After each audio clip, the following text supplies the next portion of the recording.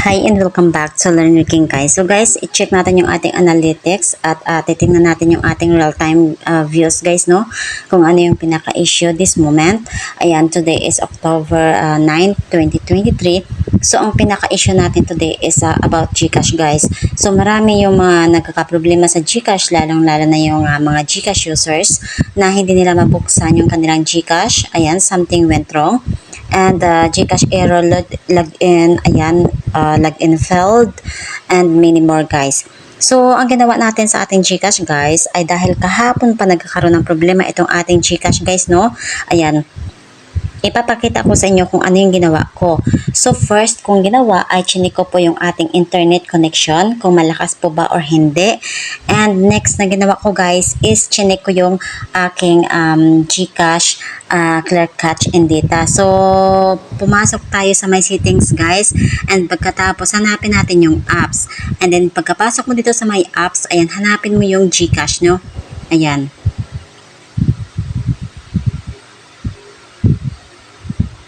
See all apps, and pagkatapos guys, hanapin niyo yung GCash. So, ang ating gamit na cellphone guys is Vivo.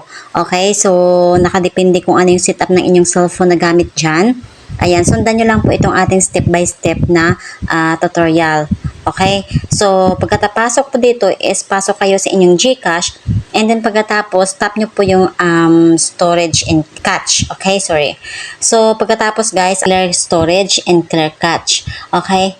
And then pagkatapos, labas kayo dito, punta kayo sa inyong main screen, and punta kayo ngayon sa inyong Play Store. So, paulit-ulit natin gagawin guys. This is called troubleshooting, no? Ayan, pagkatapos, search nyo lang yung GCash. Okay? So, pagkapasok nyo dito guys, is open nyo po yung GCash. Pag may nakalagay na open, is automatically update yung ating GCash. Pero kung update ang nakalagay dyan guys, is dapat po nating i-update talaga. And then pagkatapos guys, follow the steps lang, no? Ayan, pagka pasok natin dito sa ating GCash, okay, labas muna tayo sa ating Play Store. And pasok tayo dito sa ating GCash. Okay? So, pagkapasok po natin dito sa ating GCash guys, ayan, tap nyo po yan. So, proven itong ginawa natin guys dahil meron tayong latest tutorial. Okay, so check it out sa ating playlist at check nyo po yan dyan sa ating channel guys, no, at andyan lang po yung ating mga tutorial. Yes, pagkapasok nyo ganito at hindi kayo makapag-login or something went wrong, internal service error, ay ano pa bang lumalabas dyan, login failed, unavailable, unfortunately unavailable right now. So yun yung madalas mga lumalabas sa ating GCash. So ang gagawin natin guys ay dapat yung ating cellphone dual SIM card, or kung hindi naman pwedeng dapat yung dalawang meron tayong dalawang SIM na nakasalpak mobile, okay? Or kung naka-dual SIM naman ang inyong cellphone, much better para po andito na yun sa inyong iisang cellphone. So, gagawin natin dito is mag-switch account tayo guys, okay? So, tap natin yung switch account, and then you're about to switch account, and then proceed lang po tayo. So, dito sa ating number guys, ayan, ilagay po natin yung ating pinaka-number na merong laman na GCash, okay? So, dahil nakasave naman na dito, tap lang po natin yan, and tap natin tong may check sa may tagiliran. Do you want to link this device to your account? So, send a code lang guys. Okay? So, dapat yung code ma-receive natin sa ating SMS para ma-i-apply po natin yan dito. Okay? So, lagay lang po natin dito yung code. Kuhanin lang natin.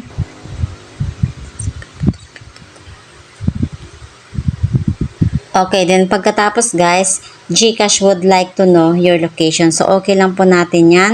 And dito, makikita natin dito. So, check natin sa may permission, guys. Dapat naka-on po lahat or naka-allowed sila, ano.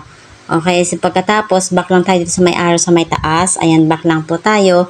And, login na po natin yung ating finger.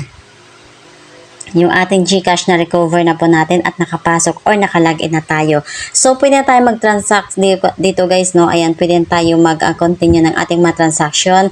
Send money, load, transfer, in a bank, bells, and many more. So, kanina, ayan, sa ating latest video ay meron tayo doon na transfer paano mag-load. So, kung makapag-proceed na tayo guys, tap natin ulit. Kasi kanina guys, or kahapon, I think so, kaninang umaga, nung hindi ko pa naayos tong aking, Gcash, hindi tayo makapag-load guys. As in, wala. Makapag-type tayo ng number, pero wala siyang proceed or walang next. So, inantay lamang natin mag-loading.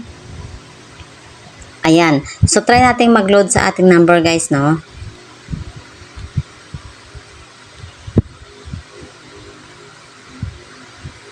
Ayan, then pagkatapos next lang. Ayan, load to guys ha.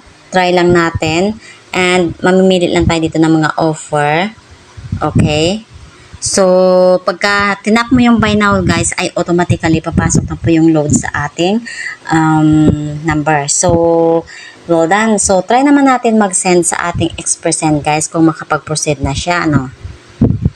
Ayan. So, try natin dito, pasok ng number.